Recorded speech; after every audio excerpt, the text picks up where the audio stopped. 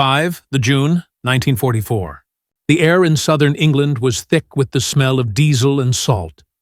The greatest armada ever assembled, over 5,000 ships, was setting sail. On board were 150,000 men. Many of them were American farm boys, clerks, and students, all barely out of their teens. They carried with them not only their rifles and rations, but the hopes of a world smothered by tyranny. This was Operation Overlord. The plan was audacious, almost reckless, to invade Fortress Europe and confront Hitler's armies head-on. General Dwight D. Eisenhower, the Supreme Commander, knew the stakes. He carried a small, handwritten note in his wallet, ready to be released should the mission fail. It read, in part, "The troops, the air, and the Navy did all that bravery and devotion to duty could do. If any blame or fault attaches to the attempt, it is mine alone." He knew the true risk lay not in the planning, but on one terrifying stretch of French coastline. 5 beaches were the target: Utah, Gold, Juno, Sword, and the one that would forever be etched into the American memory as a crucible of courage and blood: Omaha Beach. The official title was Easy Red, Fox Green, but the G.I.s simply called it Bloody Omaha. This is the story of the cost of dawn, the story of the men who paid the price for freedom. The Nazis were expecting an invasion. Their question wasn't if, but where. Hitler had tasked his most brilliant field marshal, Erwin Rommel, the Desert Fox, with turning the French coastline into an Atlantic wall. Rommel was a relentless genius. He knew that the only way to stop the Allies was to beat them on the beach itself. He believed any invasion that succeeded on the beach could not be defeated later. Rommel placed millions of obstacles: sharpened logs laced with mines, massive steel hedgehogs, and anti-tank barriers designed to tear the bottoms out of landing craft. But his masterstroke was his use of the terrain. At Omaha, the beach was flanked by 100-foot sheer bluffs, overlooked by a flat, open killing field of shingle and sand. Instead of placing his best troops at the expected invasion site of Pas-de-Calais, where Allied deception, Operation Fortitude, had fooled them, Rommel had unexpectedly brought the veteran German 352nd Infantry Division to Omaha. The American plan was simple. The landing would be preceded by a massive aerial and naval bombardment, which would shatter the German concrete bunkers, the pillboxes, and eliminate the heavy guns. But on June 6th, as the first waves of the U.S. 1st and 29th Infantry Divisions approached, everything went tragically wrong. The naval fire was too brief, the planes dropped their bombs too far inland, and most critically, the tide was rising faster than anticipated.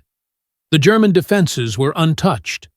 When those ramps dropped, the American soldiers stepped out of the frying pan and into the fire. The opening seconds of the Omaha landing were pure, unimaginable chaos. The ramps dropped, and machine gun fire, unbroken and point-blank, tore through the crowded boats. The water immediately turned red.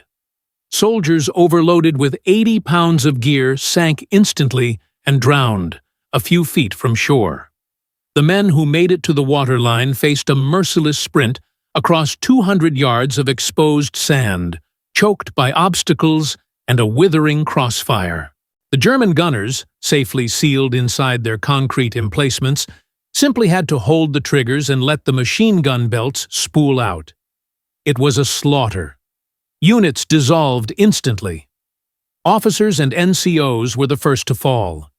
Soldiers clustered instinctively, making themselves an even easier target, driven by the sheer terror of the open beach. The beach was a traffic jam of wrecked landing craft, shattered tanks, the few DD tanks that made it ashore quickly, and the wounded, crying out over the roar of the guns. It was in this inferno that the true American spirit emerged, not through grand strategy, but through individual acts of suicidal bravery. Lieutenant Monteith, Jr., realizing his men were trapped, sprinted 200 yards across the open beach, repeatedly exposing himself to direct fire just to coordinate the struggling troops. He was killed minutes later, but his action saved the beachhead. Corporal Waverly B. Woodson, Jr., an African-American medic from the 320th Barrage Balloon Battalion, was severely wounded before he even reached the shore. Despite shrapnel wounds, he set up an aid station in a ditch and worked for 30 straight hours under fire, amputating a foot, removing bullets, and reviving drowning men. His name deserves to be immortalized. The battle was not won by the plan. It was won by the desperate courage of these broken, leaderless, and utterly determined riflemen. By mid-morning, the entire Omaha operation was on the brink of disaster. General Omar Bradley, watching the horrific reports from his command ship, seriously considered calling off the entire American landing and diverting the remaining forces to Utah Beach. But down on the beach, small, almost miraculous knots of men were gathering. Driven by sheer instinct for survival, they realized they couldn't stay on the beach. They had to get off the sand.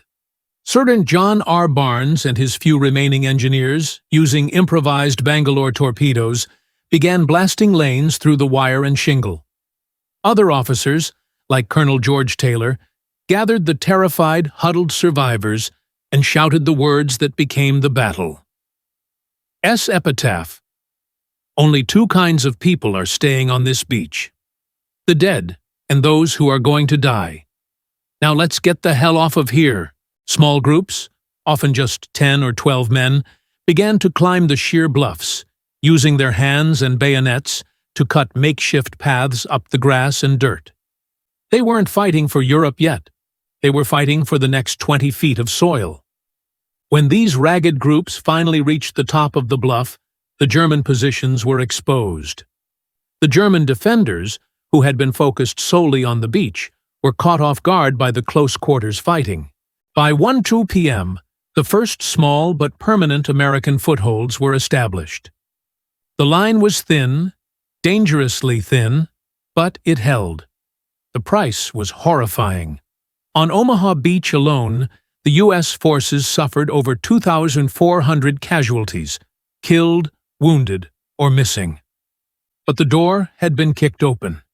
The liberation of Europe had begun. The story of Omaha Beach is not just a military account. It is a profound testament to the power of the ordinary American soldier. They were forced to improvise. They were led by the simple, fierce refusal to surrender, and they faced what seemed like certain death for an ideal they barely had time to grasp. General Eisenhower's note of failure was never used. Instead, the world heard the news of success. Success bought at the highest price. Today, if you walk on the soft sands of Omaha Beach, the silence is overwhelming. But if you listen closely, you can still hear the distant echo of a generation's courage. A courage that turned a single bloody stretch of sand into the most important piece of American ground on the continent of Europe.